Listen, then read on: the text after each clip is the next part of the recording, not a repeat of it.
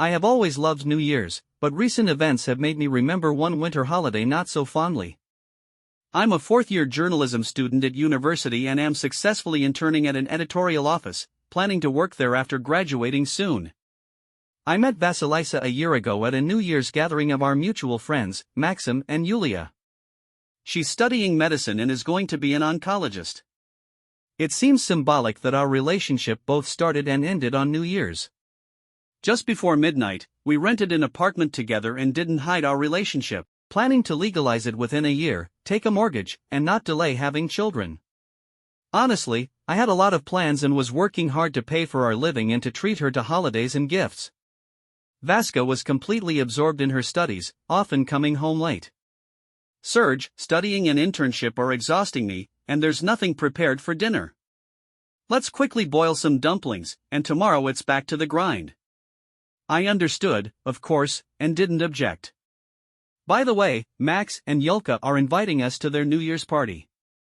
They're having a big gathering, about 20 people this year, and they're asking everyone to come in fancy dress costumes. Oh, how interesting, my girlfriend reacted.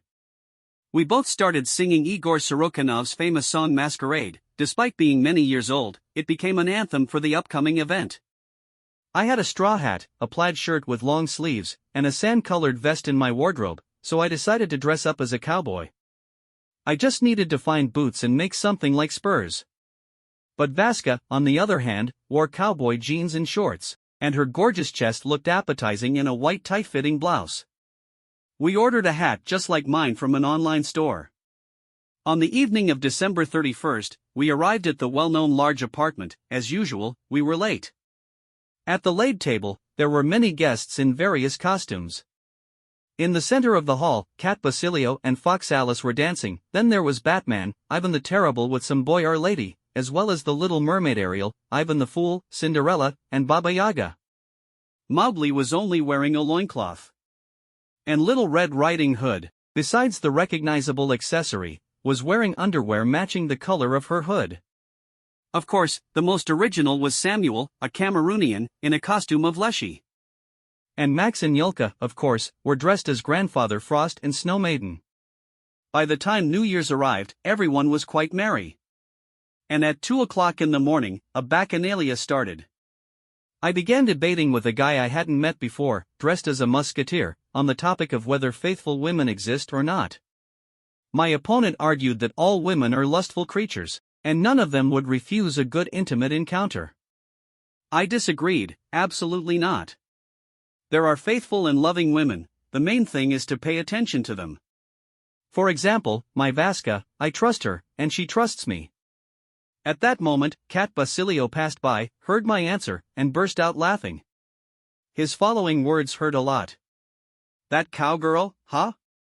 You should peek into the closet. Although I'm blind, I hear perfectly.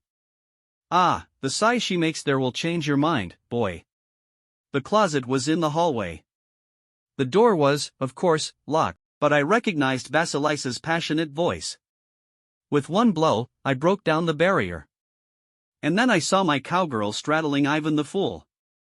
I sobered up instantly, had a small argument, and went home. But the next day, Serge, well, we quarreled a bit. I didn't want it, I couldn't forgive this betrayal. In my eyes, she was just a harlot whom I wasted time and money on. Perhaps her constant late evenings were not accidental, and I kicked her out. She continued to communicate with Yulia, who wasn't very good at keeping secrets. From her boyfriend, Max, I learned that Vasilisa was being treated for syphilis. Soon, the whole course knew about Vaska's illness. My ex-girlfriend had her fill of bread, and it's not excluded that it was Ivan the Fool who made such a New Year's gift to his casual acquaintance. I went to the clinic just in case, and everything was fine with me. I consider myself lucky and have learned this life lesson.